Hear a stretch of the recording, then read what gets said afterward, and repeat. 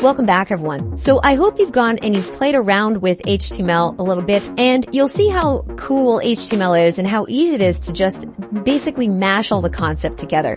In a lot of other programming languages, you can't just do that. You can't just take a concept and then put it somewhere else because it might not work. But in HTML, a lot of the stuff will work out quite well. And if it doesn't work out, the program won't crash. It will just simply not run the way you want it to.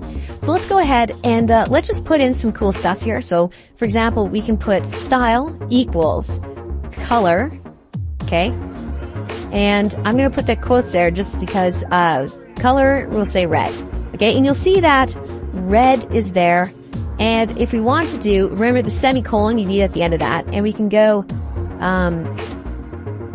within the quotes, of course, background color, let's say maroon. All right, there we go.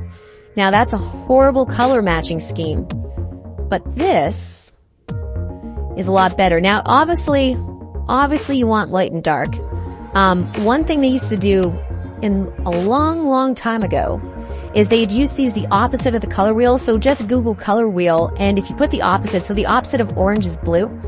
So you can see that the orange pops out here, and if we do the reverse here, so for example, blue and orange, like that, just like this here, you can see that the blue pops out as well. So the opposite of the color wheels will quite work, and that actually doesn't look terribly bad. Now you'll notice that the style points here, what they'll do is that if you want to use all the TH style points, we'd have to use CSS. And I will have a whole other 1-hour tutorial series on that. So if you're interested in just the style points, or CSS is actually quite powerful, and there's actually a lot of cool stuff you can do with it. In fact, you can even do 3D effects with CSS.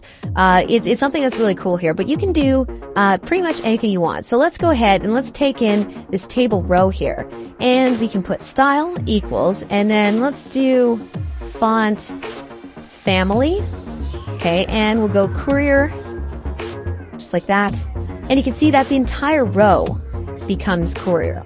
All right. And semicolon, let's do color, or let's do background color. Background color, orange. I like orange. It's kind of a neat color here. Now, again, you can actually, in this table here, watch this. If I go,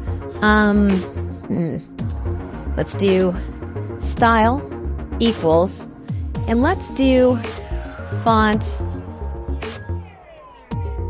family, and let's do impact.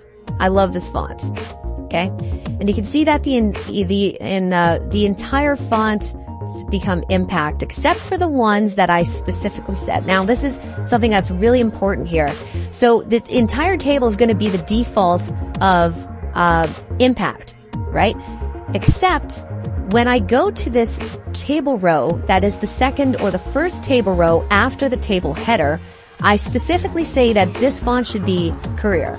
So this style point overrides the default, because the reason is that this tag affects all of this table, but this tag affects this line. And if you add something within that line, it will supersede it. You always supersede the specific tag, and that's why there's a lot of tags in there. And you'll also see that, for example, you could have, let's say, a 3-paragraph website with 3 different paragraph tags, because each paragraph might have different formatting to it. Yeah, that's something you might want to do, but that's how you'd have to do it. If you had 1 paragraph tag and you just kind of put in whatever you want there, it would be a hard way to format that. So usually you want to have the more tags for this specific reason here. All right. And another thing that we can do is, let's just go font size. All right, and we'll do 20px. All right, now I haven't shown you this yet, but you can essentially change the size. And again, it supersedes. Let's make it 40. I mean, maybe it's a bit too much. Let's make it 30 or something like that. Okay, maybe 25. And one thing that you'll notice is that you will be doing a lot of tweaking around with numerals.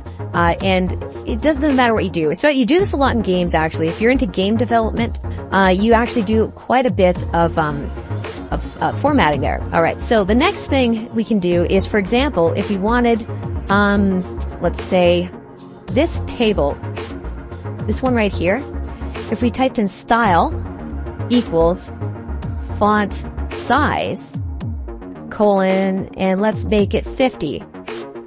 Okay. And then in this case here, it doesn't quite work out because the table data is bound to that specific style here, okay?